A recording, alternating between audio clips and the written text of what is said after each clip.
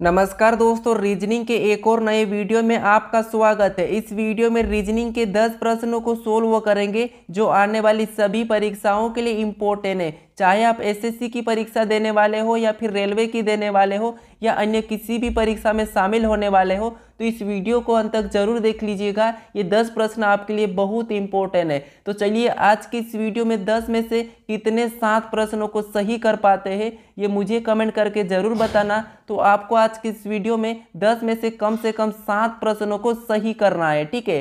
तो चलिए हम शुरू करते हैं प्रश्न 1 से। हम किसी भी प्रश्न पर ज़्यादा समय नहीं लेंगे क्योंकि परीक्षा में इतना समय नहीं होता है। तो हम एक शानदार सी ट्रिक के साथ प्रश्न को सोल्व करेंगे और आगे बढ़ेंगे। तो चलिए हम शुरू करते हैं प्रश्न 1 से। हमारा पहला प्रश्न दिया है, प्रश्न कह रहा है कि निम्नलिखित समूह के लिए सर्वश्रेष्ठ वेन आरेख का चयन करें। यानी हमें यहाँ पर तांबा, धातु और क्रिस्टोन का वेन आरेख बनाना है, ठीक है। तो वीडियो को रोक लीजिए और खुद से भी सोल्व करने की जरूर कोशिश करें और 10 में से कम 7 प्रश्नों का सही जवाब देने की कोशिश करें, ठीक है। अगर आपको नहीं आता है तो आप यहाँ पर वीडियो को ध्यान से देखिए, आपको मैं यहाँ पर शानदार सा तरीका बताऊंगा। तो देखिए, जब भी इस टाइप का प्रश्न पूछा जाएगा तो आपको सबसे पहले यहाँ पर ये देखना है कि देखिए शब्द हमें दिया है तांबा, फिर यहाँ पर धातु, फिर यहाँ पर क्रिस्टोन। तो देखिए इनका आपस में कोई संबंध है या नहीं है, हमें सबसे पहले तो ये देखना है, ठीक है। संबंध यानी कि इनका कोई रिश्ता है या नहीं है। तो देखिए यहाँ पर देखेंगे तो जैसे तांबा, तांबा किसका होता है? धातु का होता है। तो इसीलिए तांबा और धातु का तो रिश्ता है। यानी देखिए ये हमारा जो डायग्राम बना है ये किसका बन जाएगा? तांबा का बनेगा। अब देखिए हमने तांबा का बना चुके हैं, ठीक है। अब देखिए तांबे के अंदर कौन होता है? धातु होता है। तो हम क्या करेंगे? तांबे के अंदर धातु को बना देंगे, यानी कि ये हमारा धातु का डायग्राम हो गया है, ठीक है। समझ में आ चुका होगा। जैसे तांबे के अंदर कौन रहता है? धातु रहता है। तो हम देखिए यहाँ पर तांबे के अंदर देखिए ये हमारा तांबा हो गया है और ये हमारा धातु हो गया है। तो हम तांबे के अंदर धातु का डायग्राम बना दिए है। इसके बाद अब देखिए यहाँ पर हमारा बचा है क्रिस्टोन। तो अब देखिए इसका इनसे कोई संबंध है या नहीं है, हमें ये देखना है। तो क्रिस्टोन का ना तो धातु से संबंध है और ना ही तांबा से संबंध है। तो इसका डायग्राम अलग से बनेगा, यानी कि यहाँ पर इसका अलग बन जाएगा। तो इसका डायग्राम अलग बनेगा तो डायग्राम कुछ इस टाइप से बन जाएगा, ठीक है। तो इस टाइप से ऑप्शन में देखेंगे तो ऑप्शन हमारे बी में दिया है, तो बी वाला हमारा यहाँ पर सही जवाब हो जाएगा, ठीक है। उम्मीद करता हूँ कि ये प्रश्न आपको समझ में आ चुका होगा और आपका भी प्रश्न ये सही रहा होगा, ठीक है। तो चलिए हम बढ़ते हैं प्रश्न 2 पे। अब दूसरे नंबर का प्रश्न दिया है, आपको सबसे पहले प्रश्नों को समझना है फिर बाद में ही सोल्व करना है। प्रश्न कह रहा है कि दिए गए विकल्पों में से यह युग्म चुने जो पहले युग्म के शब्दों की भांति आपस में संबंधित हो। यानी प्रश्न ये कह रहा है कि हमें जैसे पर्वत का संबंध ऊंचाई से है, तो हमें जैसे पर्वत का संबंध ऊंचाई से है तो सेम तरीके से यहाँ पर हमें उन शब्दों को रखना है। तो क्या करना है? देखिए सबसे पहले तो हमें ये समझना है कि पर्वत और ऊंचाई का संबंध कैसे है, ठीक है। जैसे इनका संबंध है, जैसे इनका रिश्ता है, हमें भी इसी तरह का रिश्ता यहाँ पर रखना है। तो देखिए जैसे यहाँ पर पर्वत, पर्वत को हम क्या करते हैं? ऊंचाई के नाम से। पर्वत जितना ऊंचा होगा उससे हम क्या जानते हैं? ऊंचाई को हम पर्वत के नाम से जानते हैं, ठीक है। पर्वत ऊंचाई से संबंधित है। तो हमारा देखिए जैसे हम नदी को किससे जानते हैं? पानी से तो जानते हैं, लेकिन यहाँ पर देखिए हम नदी को बहती हुई, ठीक है। तो यहाँ पर हम नदी को बहती हुई जानते हैं, ठीक है। कैसी जानते हैं? बहती हुई जानते हैं। बहती हुई से संबंध होगी नदी, क्योंकि पानी तो तालाब से भी होता, तो इसीलिए ऑप्शन ए को भी नहीं लगाएंगे। फिर देखिए ऑप्शन बी। अब देखिए यहाँ पर हम गुफा को गहराई से जानते हैं, ये बात तो सही है, ठीक है। अब देखिए हम ऑप्शन सी को देखेंगे तो यहाँ पर घाटी को सुंदरता से तो नहीं जानते, तो इसीलिए ऑप्शन सी हमारा गलत होगा, क्योंकि घाटी को हम सुंदरता से नहीं जानते हैं, ठीक है।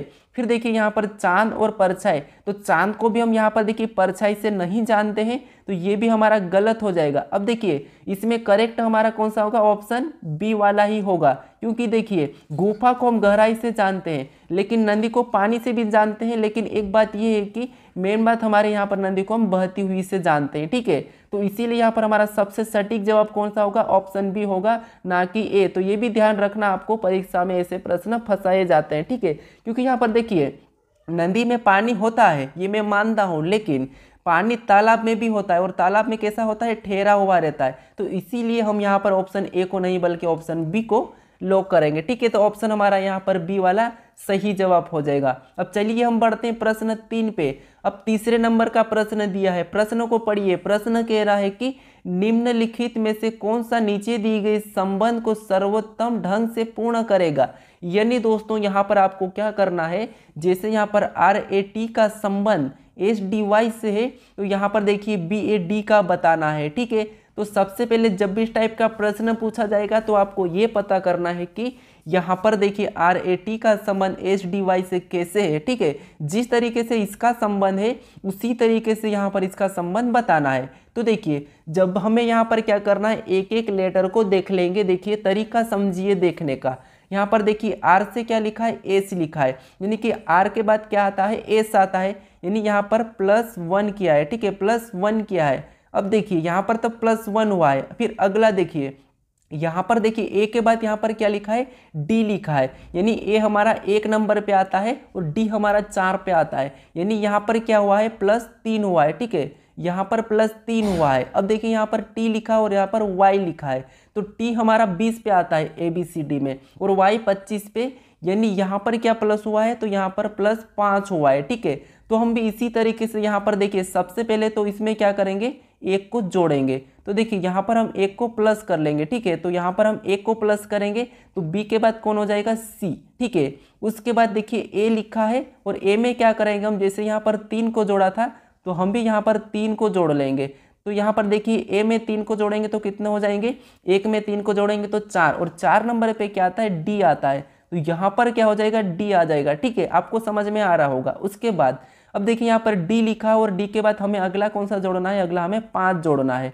तो यहाँ पर हम क्या करेंगे, 5 को जोड़ लेंगे। तो देखिए डी हमारा कहाँ पर आता है, 4 नंबर पे आता है, 5 जोड़ेंगे तो कितने हो जाएंगे, 9, और 9 नंबर पे क्या आता है, आई आता है, यानी यहाँ पर क्या हो जाएगा, CDI। ठीक है, क्या हो जाएगा, CDI। अब देखिए जैसे हमने जिस तरीके से यहाँ पर +1 +3 +5 किया, तो हमने भी यहाँ पर +1 +3 +5 किया है। ठीक है, तो हमारा यहाँ पर लेटर क्या बना है, CDI। ये हम ऑप्शन में देखेंगे CDI, तो ऑप्शन हमारे ए में दिया है, तो ऑप्शन हमारा यहाँ पर ए वाला सही जवाब होगा। ठीक है, तो आपको ये तरीका याद रखना है। अब चलिए हम बढ़ते हैं प्रश्न 4 पे।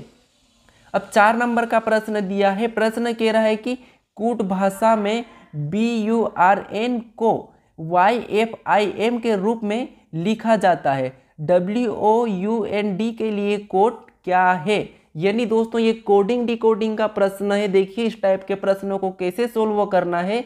जैसे यहाँ पर देखिए B का संबंध Y से है, यहाँ पर देखिए W को यहाँ पर F लिखा है, R को यहाँ पर I लिखा है, N को यहाँ पर M लिखा है। तो ये कैसे लिखा है ये पता करके हमें इसका बताना है। ठीक है, तो देखिए क्या करेंगे, यहाँ पर देखिए आपको ये पता होना चाहिए कि देखिए जैसे B का विपरीत लेटर होता है Y, फिर देखिए U का विपरीत लेटर होता है F, और R का विपरीत लेटर होता है I, और यहाँ पर N का विपरीत लेटर होता है M, यानी कि यहाँ पर लिखा है। तो विपरीत क्या होता है ये आपको पता होना चाहिए। विपरीत जैसे A से लगा के आपको क्या करना है, M तक ABCD लिखना है, फिर नीचे N से वापस आना है और यहाँ पर Z तक लिखना है। तो जो भी इसके आमने सामने लेटर होंगे इस सभी के एक दूसरे के विपरीत होंगे। ठीक है, तो देखिए हमें किसका विपरीत, अभी देखिए यहाँ पर जैसे विपरीत लिखा है तो हमें W का विपरीत बताना है, तो W का विपरीत होता है D। ठीक है, फिर देखिए हमें पता होना चाहिए O का विपरीत होता है L, O का क्या होता है L, फिर देखिए U का विपरीत क्या होता है,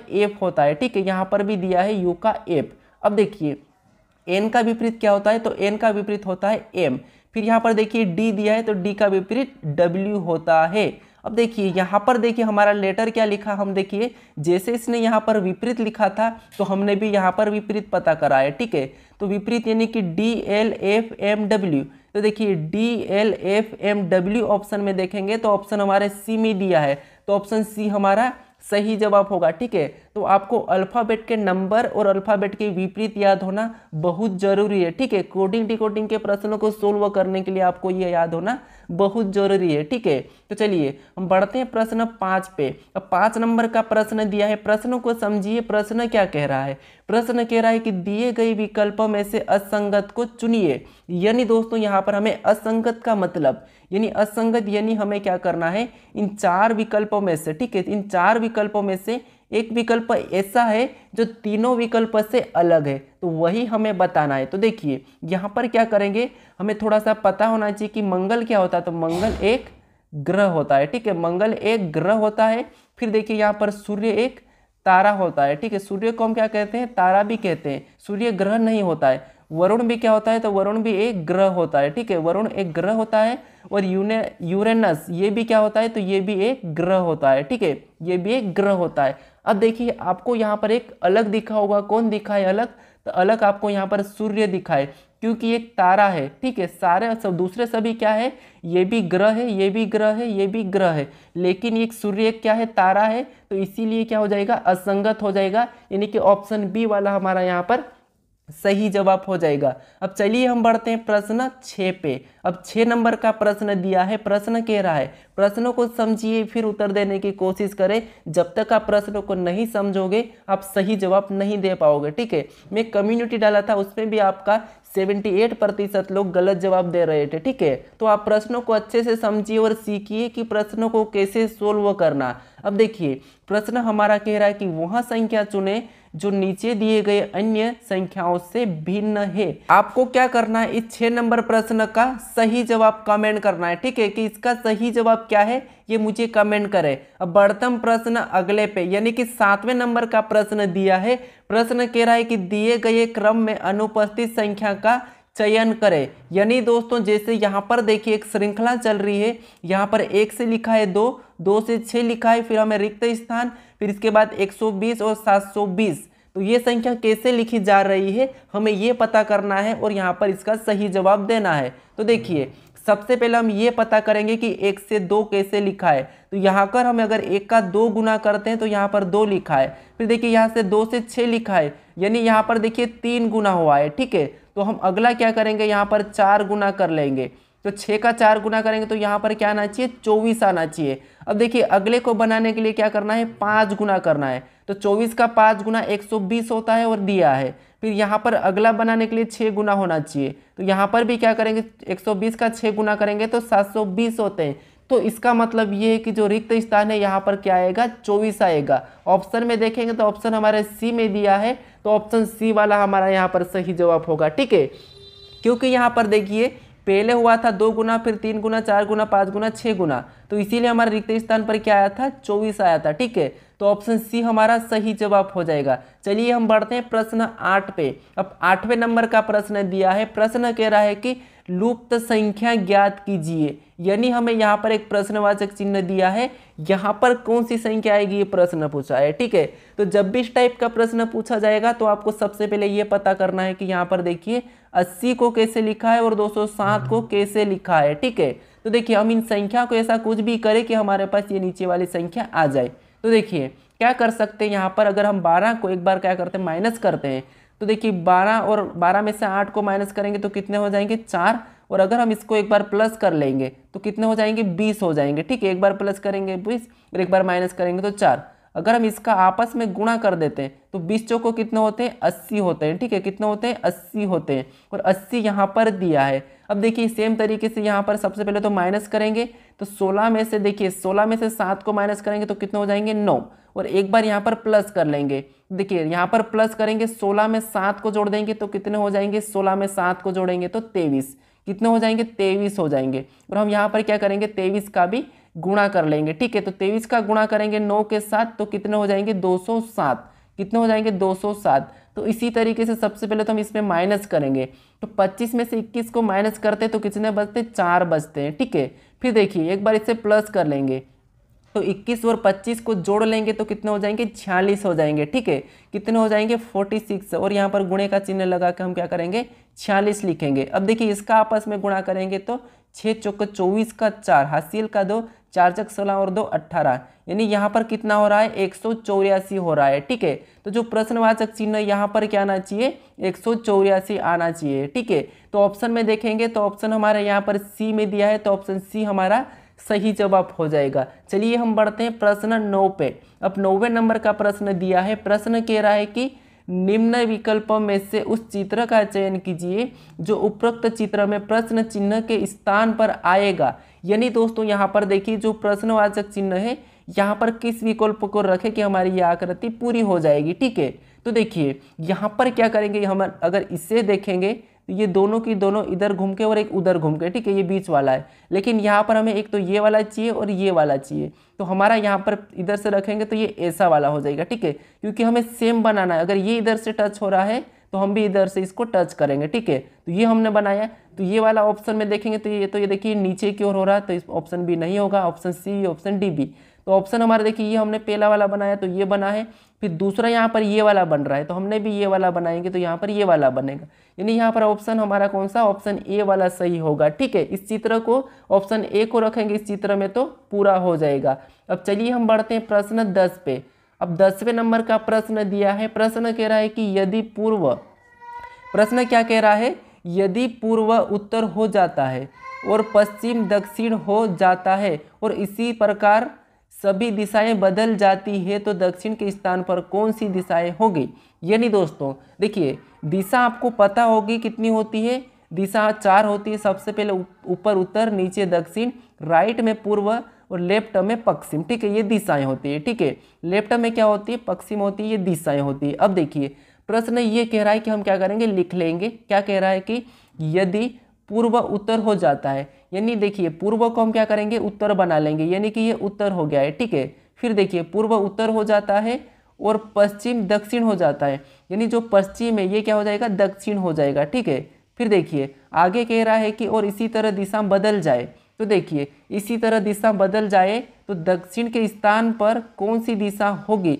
तो देखिए अगर ये वाला हमारा क्या हो रहा है, पूर्व का कौन सा हो रहा है, उत्तर हो रहा है, तो ये दक्षिण हो रहा है। ठीक है, तो इसका मतलब ये कि दक्षिण कौन सा हो जाएगा, पूर्व हो जाएगा, यहाँ पर उत्तर हमारा पश्चिम हो जाएगा। ठीक है, क्योंकि देखिए अब देखिए हमारा यहाँ पर प्रश्न कह रहा था कि दक्षिण के स्थान पर कौन होगा, तो दक्षिण के स्थान पर यहाँ पर पूर्व होगा। ठीक है, दक्षिण के स्थान पर कौन होगा, पूर्व होगा। ऑप्शन में देखेंगे तो ऑप्शन हमारे यहाँ पर बी में दिया है, तो ऑप्शन बी हमारा यहाँ पर सही होगा। ठीक है, क्योंकि इसने पहले ही कहा था कि जो पूर्व है वो उत्तर हो जाए और जो पश्चिम है वो दक्षिण हो जाए। तो देखिए जो अपने राइट में है तो राइट वाला तो कौन सा होगा, यहाँ पर जो दक्षिण था वो फिर पूर्व हो जाएगा, क्योंकि पूर्व इधर आ जाएगा। ठीक है, तो ये हमारा पश्चिम हो जाएगा उत्तर। तो हमें पूछा था कि दक्षिण वाला कौन सा रहेगा, तो दक्षिण वाला हमारा पूर्व रहेगा, तो ऑप्शन हमारा बी वाला सही जवाब होगा। ठीक है, अब आपको इन 10 प्रश्नों में से कितने प्रश्न सही रहे, कि आप 7 प्रश्नों का सही जवाब दे पाए हो या नहीं दे पाए हो, मुझे कमेंट करके जरूर बताएं। ठीक है, तो चलिए हम मिलते हैं नेक्स्ट वीडियो में। अगर आप इस चैनल को अभी तक सब्सक्राइब नहीं करे हो तो सब्सक्राइब जरूर कर लीजिएगा।